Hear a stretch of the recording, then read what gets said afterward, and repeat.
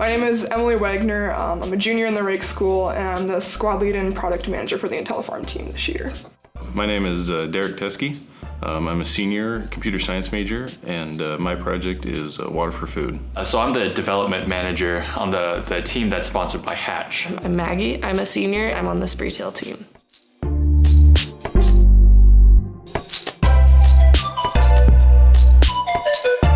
So the project that Hatch is having us do in Design Studio is being able to integrate with users' wearables and other health apps, and then using the data from that, we're gonna try and tell them how healthy they are. So we were kind of given the code that the team wrote last year, charged with kind of the task of taking it the next step, to kind of implement they had the data side of it, but we had to kind of take it and locate it geospatially. So IntelliFarm is a local egg startup in the Lincoln community, and their main goals is to try and provide different hardware and software solutions that improve processes in the agriculture industry.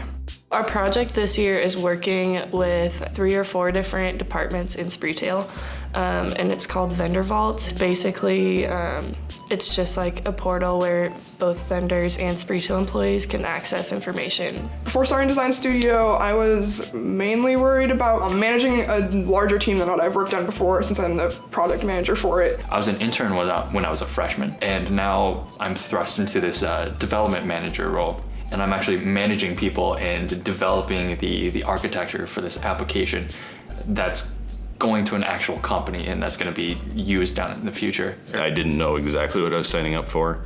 Had a rough description of the problem, but didn't know how far the other team had gotten. So that was probably my biggest concern.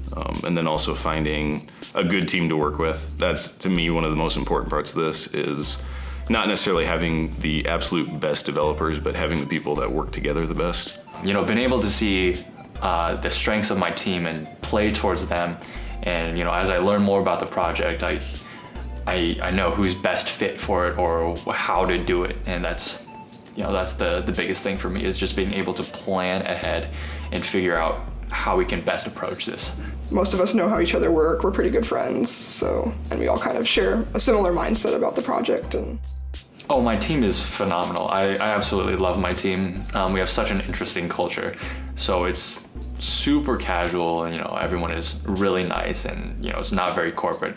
So being able to talk to them, it's very peer-to-peer. We are kind of a unique team in that our team times are at Spreetail. But the fact that this is going to be used in the real world and that this is actually making an impact on society, that's really cool to me, and that's super motivating. But it's super important to be able to talk to the client and figure out what their needs are, what they expect, and then develop and meet those expectations.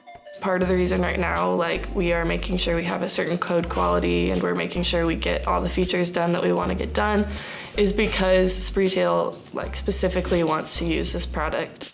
There's not necessarily, like, you know, pressure, but there's that motivation to really deliver, because you know that the company's going to take this and use it in some fashion. We're working for such a new startup and working with new technologies and things or products that don't exist at this point, that it really does provide a lot of motivation for when you hit roadblocks or hit hard days or hit things you don't know about, that you know that actually putting in the extra work is going to have an impact on something real in the future, which is really, really awesome. And they were really open to us kind of giving our own ideas and having us be a part of the process and kind of having our vision of the project and working on what things we were interested in too, which is really cool.